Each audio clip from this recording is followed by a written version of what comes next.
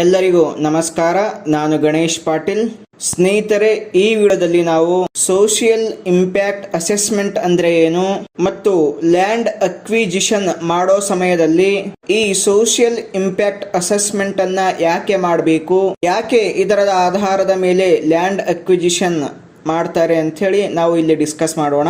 ಮೊದಲಿಗೆ social impact assessment ಈ ಒಂದು ಪ್ರೊಸೆಸ್ ಅನ್ನ ನಾವು ಲ್ಯಾಂಡ್ ಅಕ್ವಿಜಿಷನ್ ಆಕ್ಟ್ 2013 ನಲ್ಲಿ ನಾವು ಸ್ಟಡಿ ಮಾಡ್ತೇವೆ.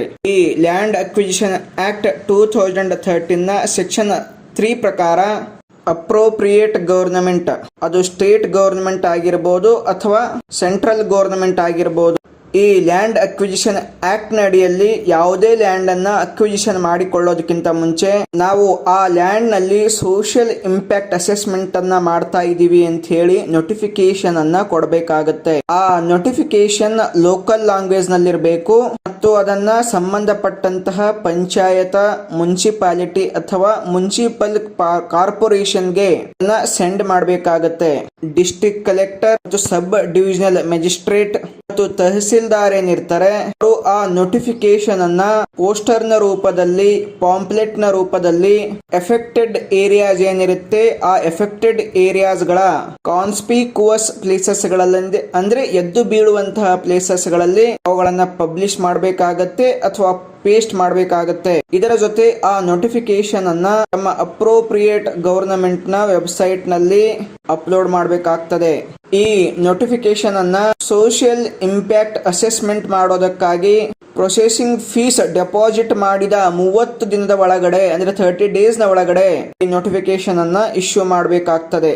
ಈ ಸೋಷಿಯಲ್ ಇಂಪ್ಯಾಕ್ಟ್ ಅಸೆಸ್ಮೆಂಟ್ ಅನ್ನ ಕನ್ಸರ್ನ್ಡ್ ಪಂಚಾಯತ್ಸ್, ಮುನ್ಸಿಪಾಲಿಟಿ ಅಥವಾ ಮುನ್ಸಿಪಲ್ ಕಾರ್ಪೊರೇಷನ್ ಇವುಗಳನ್ನ ಕನ್ಸಲ್ಟ್ ಮಾಡಲಾಗ್ತದೆ. ಅವರನ್ನ ಕನ್ಸಲ್ಟ್ ಮಾಡಿದ ನಂತರ ಪಬ್ಲಿಕ್ ಹಿಯರಿಂಗ್ ಗೆ ಅಡಿಕ್ವೇಟ್ ಟೈಮ್ ಅನ್ನ ಕೊಡಲಾಗ್ತದೆ. ಒಂದು ಡೇಟ್ ಅನ್ನ, ಟೈಮ್ ಅನ್ನ ಮತ್ತು ಪ್ಲೇಸ್ ಅನ್ನ ಫಿಕ್ಸ್ ಮಾಡಲಾಗ್ತದೆ. ಆ ಪ್ಲೇಸ್ ಗೆ ಬಂದ್ಬಿಟ್ಟು ಆ ಎಫೆಕ್ಟೆಡ್ ಫ್ಯಾಮಿಲೀಸ್ ನ ಮೆಂಬರ್ಸ್ ಏನಿರ್ತಾರೆ ಅವರು ರಿಟರ್ನ್ ನಲ್ಲಿ ತಮ್ಮ ಕನ್ಸರ್ನ್ ಗಳನ್ನ ಹೇಳಬೇಕಾಗುತ್ತೆ.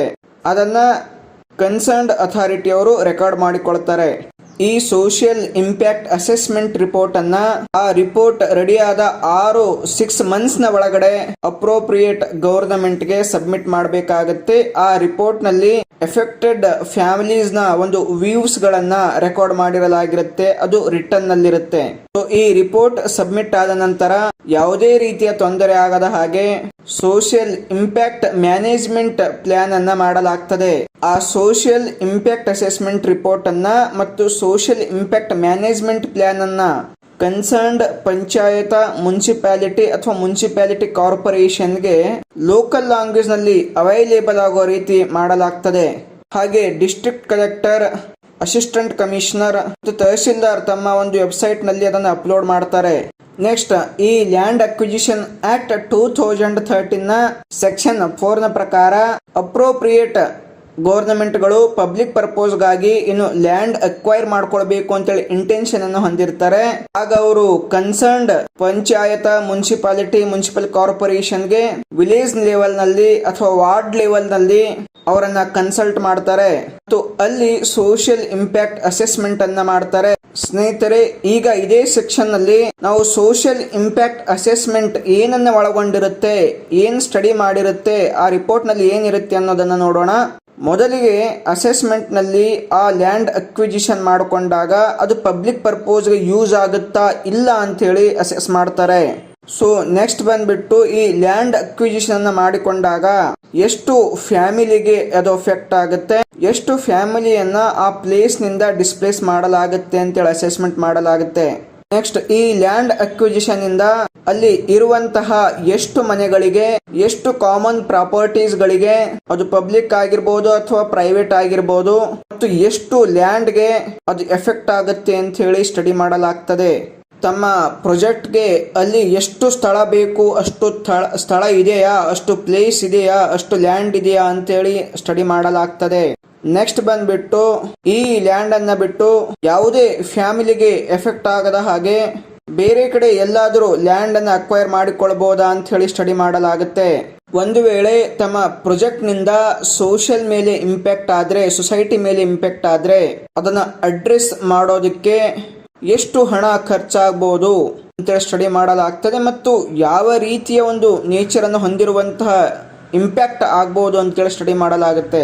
ಸೊ ನೆಕ್ಸ್ಟ್ ಇದರ ಜೊತೆ ಎನ್ವಿರಾನ್ಮೆಂಟಲ್ ಇಂಪ್ಯಾಕ್ಟ್ ಅಸೆಸ್ಮೆಂಟ್ ಅನ್ನು ಕೂಡ ಮಾಡಲಾಗ್ತದೆ. ಅಂತಂದ್ರೆ ಈ ಪ್ರಾಜೆಕ್ಟ್ ಮಾಡೋದ್ರಿಂದ ಎನ್ವಿರಾನ್ಮೆಂಟ್ ಮೇಲೆ ಏನು ಎಫೆಕ್ಟ್ ಆಗುತ್ತೆ ಅಂತೇಳಿ ಅದನ್ನು ಕೂಡ ಅಸೆಸ್ಮೆಂಟ್ ಮಾಡಲಾಗ್ತದೆ. ಇವೆಲ್ಲವುಗಳ ಜೊತೆಗೆ ಆ ಪ್ರದೇಶದಲ್ಲಿ ಆ ಲ್ಯಾಂಡ್ನಲ್ಲಿ ಇರುವಂತಹ ಫ್ಯಾಮಿಲಿಗಳ ಲೈವ್ಲಿಹುಡ್ನ ಮೇಲೆ ಎಷ್ಟು ಎಫೆಕ್ಟ್ ಆಗುತ್ತೆ ಅಂತ ಹೇಳಿ ಸ್ಟಡಿ ಮಾಡಲಾಗುತ್ತೆ.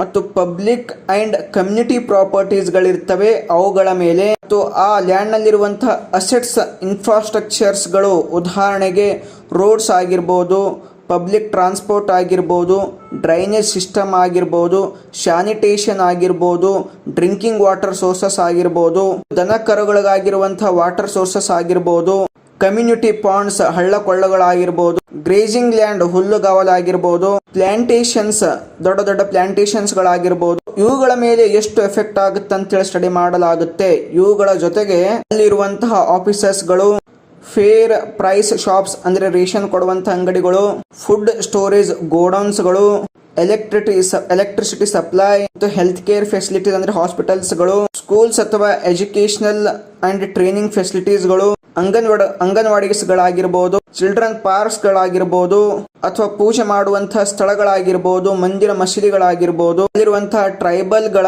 ಒಂದು ಟ್ರೆಡಿಷನಲ್ ಇನ್ಸ್ಟಿಟ್ಯೂಷನ್ಸ್ ಗಳಾಗಿರ್ಬೋದು, ಮತ್ತು ಅಲ್ಲಿರುವಂತಹ ಸ್ಮಶಾನ ಪ್ರದೇಶಗಳು, ಬೂರಿಯಲ್ ಅಂಡ್ ಕ್ರಿಮೇಷನ್ ಗ್ರೌಂಡ್ಸ್ ಗಳಾಗಿರ್ಬೋದು, ಇವುಗಳ ಮೇಲೆ ಯಾವ ರೀತಿ ಒಂದು ಎಫೆಕ್ಟ್ ಮಾಡುತ್ತೆ ಅಂತೇಳಿ ಈ ಸೋಷಿಯಲ್ ಇಂಪ್ಯಾಕ್ಟ್ ಅಸೆಸ್ಮೆಂಟ್ ನಲ್ಲಿ ಸ್ಟಡಿ ಮಾಡಲಾಗ್ತದೆ. ಸೊ ಸ್ನೇಹಿತರೆ, ಇಷ್ಟೆಲ್ಲ ಅಸೆಸ್ಮೆಂಟ್ ಆದ ಮೇಲೆ ಆ ರಿಪೋರ್ಟ್ ಅನ್ನ ಗವರ್ನಮೆಂಟ್ಗೆ ಕೊಡಲಾಗ್ತದೆ. ಆ ಅಸೆಸ್ಮೆಂಟ್ ನ ಸ್ಟಡಿಯನ್ನ ನೋಡಿ ಅಲ್ಲಿ ಲಾಸ್ಗಿಂತ ಅಂದ್ರೆ ಎಫೆಕ್ಟ್ ಗಿಂತ ಹೆಚ್ಚಿನ ಒಂದು ಪಬ್ಲಿಕ್ ಪರ್ಪೋಸ್ಗೆ ಯೂಸ್ ಆಗ್ತಾ ಇದ್ರೆ ಆ ಜಮೀನನ್ನ, ಸೊ ಅಲ್ಲಿ ಆ ಪ್ರಾಜೆಕ್ಟ್ ಅನ್ನ ಸ್ಟಾರ್ಟ್ ಮಾಡಲಾಗ್ತದೆ. ಇಲ್ಲ ಹೆಚ್ಚಿಗೆ ಎಫೆಕ್ಟ್ ಆಗ್ತಾ ಇದೆ ಅಂದಾಗ ಆ ಪ್ರಾಜೆಕ್ಟ್ ಅನ್ನ ಕೈ ಬಿಡಲಾಗ್ತದೆ. ಸೊ ಸ್ನೇಹಿತರೆ, ಇದಾಗಿತ್ತು ಸೋಷಿಯಲ್ ಇಂಪ್ಯಾಕ್ಟ್ ಅಸೆಸ್ಮೆಂಟ್. ನೆಕ್ಸ್ಟ್ ವಿಡಿಯೋದಲ್ಲಿ ಇನ್ನೊಂದು ಟಾಪಿಕ್ ಬಗ್ಗೆ ಡಿಸ್ಕಸ್ ಮಾಡೋಣ. ಎಲ್ಲರಿಗೂ ನಮಸ್ಕಾರ.